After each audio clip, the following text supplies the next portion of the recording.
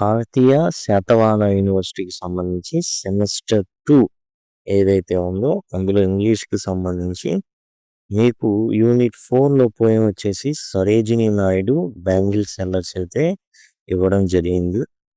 ఈ 'సరోజినీ నాయుడు బ్యాంగిల్ సెల్లర్స్‌కి సంబంధించిన నోట్స్‌ని మనం ఇప్పుడు చూస్తున్నాం.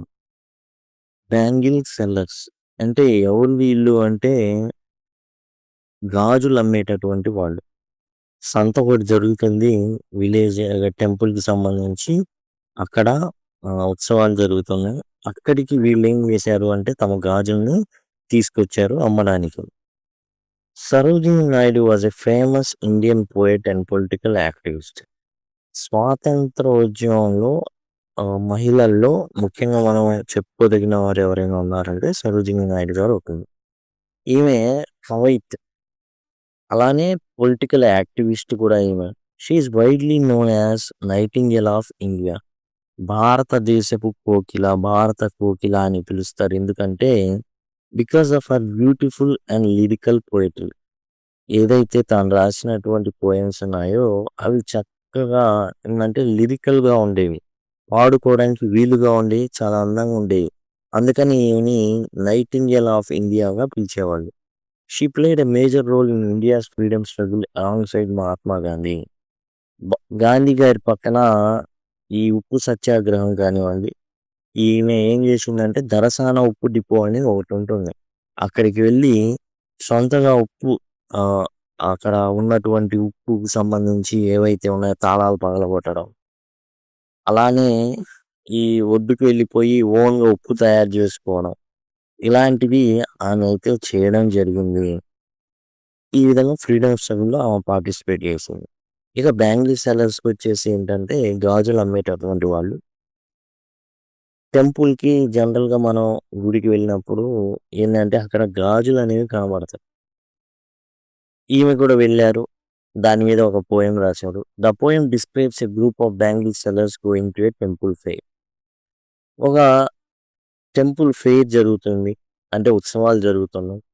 అక్కడ గుడి దగ్గర మనం చూసినట్లయితే ఈ గాజులు అమ్మేటటువంటి వాళ్ళు చాలా మంది ఉన్నారు.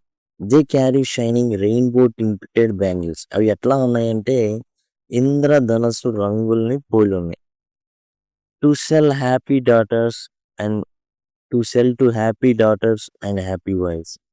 ఎలాంటి వ్యక్తులకి ఇవి అమ్ముతున్నారు అంటే చాలా ఆనందంగా ఉన్నటువంటి అమ్మాయిలు మరియు భార్యలు.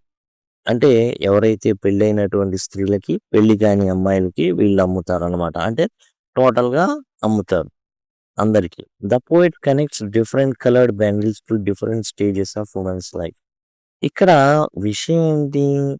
అమ్ముకుంటూ అమ్ముకోవచ్చు. కానీ ఈమె డిఫరెంట్ ఏజెస్ ఉన్న వాళ్ళకి, రకరకాల వయసులో ఉన్న వాళ్ళందరికీ కూడా ఆమె ఏం చేస్తుంది అంటే ఒక్కొక్క రకమైన గాజులు వాళ్ళకి నప్పుతాయి అని చెప్పడం అయితే జరిగింది. ఫర్ యంగ్ మెయిడెన్స్, పెళ్లి కాని యువతులకైతే ద బ్యాంగిల్స్ ఆర్ సిల్వర్. వెండి కలర్‌లో, బ్లూ కలర్‌లో అండ్ గ్రీన్ కలర్‌లో ఉండేటటువంటి గాజులు వారికి బాగా నప్పుతాయని, చక్కగా సూట్ అవుతాయని ఈమె చెప్పడం అయితే జరుగుతుంది. It resembles mountain mist and muses. ఇది ఎలాంటివి అంటే కొండ మీద ఉన్నటువంటి మనం చూసినట్లయితే నీలి రంగులో ఏదైతే మిస్ట్ ఉంటుందో పైన తుషారం, పొగమంచు అనొచ్చు.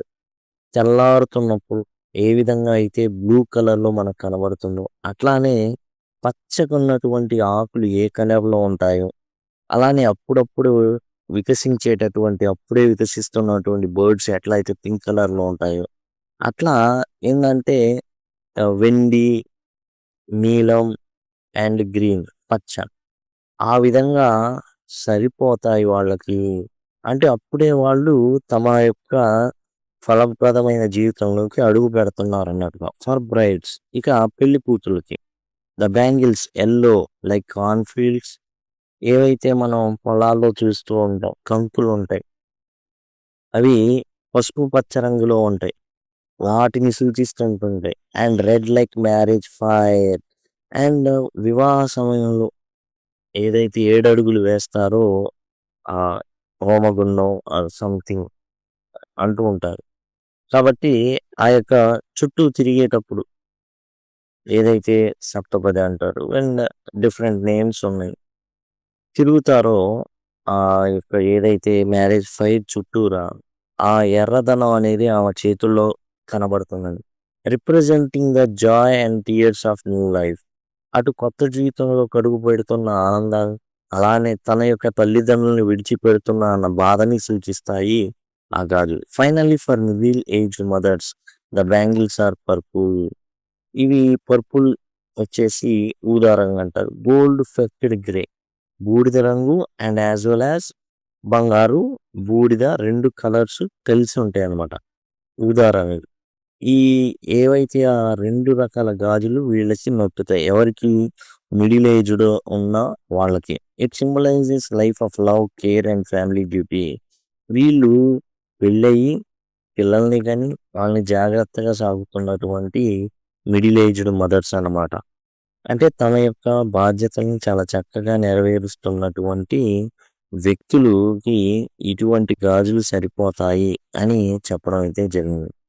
The poem is a celebration of Indian womanhood.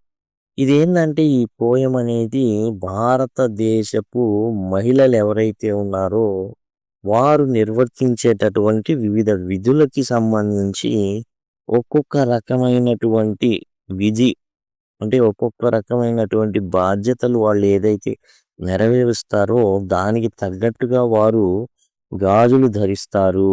అంటే ఇదేదో అలంకరణ కాదు. It shows the bangles are not just ornaments.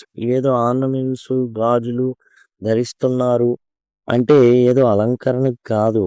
అది ఏందంటే వాళ్ళు ఏదైతే వాళ్ళ లోపల బాధ్యత, ప్రేమ ఏదైతే ఉందో దాన్ని బయట రిఫ్లెక్ట్ చేస్తున్నారు వాళ్ళు అనేసి. But important symbols of happiness and beauty at every stage of women's life. కాబట్టి బాధ్యత అన్నమాట. వాళ్ళు నిర్వర్తించేటటువంటి బాధ్యత, వారి యొక్క ఆనందం, దుఃఖం ప్రతిదీ కూడా వారు ధరించేటటువంటి గాజులు రిప్రజెంట్ చేస్తాయి అని తెలియజేస్తున్నారు సరోజిని నాయుడు గారు. సో బ్యాంగిల్ సెల్లర్స్ ఒక గుడి ఉంది. ఆ గుడి దగ్గరికి గాజులు అమ్మేవాళ్ళు వచ్చారు. ఆ గాజులను చూసి కవయిత్రి గారు ఈ యొక్క పోయంని అయితే రాయడం జరిగింది. ఎలాంటి వాళ్ళని మెన్షన్ చేస్తున్నారు? పెళ్లి కానటువంటి వారిని, కొత్తగా పెళ్ళైనటువంటి వాళ్ళని అండ్ అట్లానే మధ్య వయస్కులో ఉన్నటువంటి స్త్రీలు ఎవరైతే తమ కుటుంబాన్ని జాగ్రత్తగా చూసుకుంటున్నారో అలాంటి వాళ్ళకి ఎలాంటి గాజులైతే బాగుంటాయో ఈమె ఈ యొక్క పోయం ద్వారా తెలియజేయడం అయితే జరుగుతుందన్నమాట.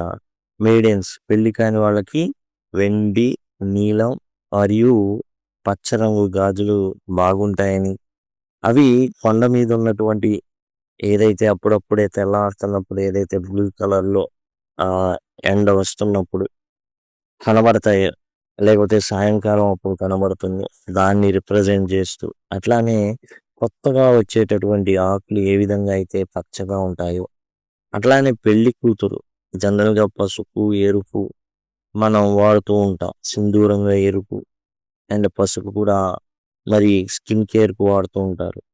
అయితే ఇక్కడ పెళ్లి కూతురు వచ్చేసి ఫలభ్రతమైన జీవితానికి కంకులు మరి పసుపచ్చ కలర్లో వచ్చినాయి అంటే మంచి ఏంటంటే దిగుమతి వస్తుంది అనేసి. అట్లానే ఈమె జీవితం కూడా మంచి ఫ్రూట్ఫుల్గా ఉండడానికి, అలానే మ్యారేజ్ అనే సేక్రెడ్ ఏదైతే పవిత్రమైందో అది తెలియజేస్తున్నాను.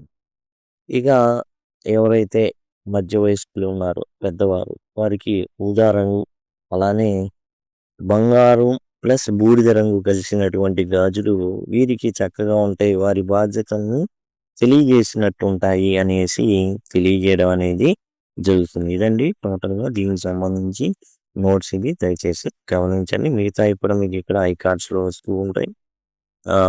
ఇంకా లేదు సింపుల్గా కావాలి అంటే లింక్ అని కనుక కామెంట్ సెక్షన్లో మీరు అడిగినట్లయితే ఖచ్చితంగా ప్లేలిస్ట్ లింక్ అనేది మీకు ప్రొవైడ్ చేయడం జరుగుతుంది. Thank you.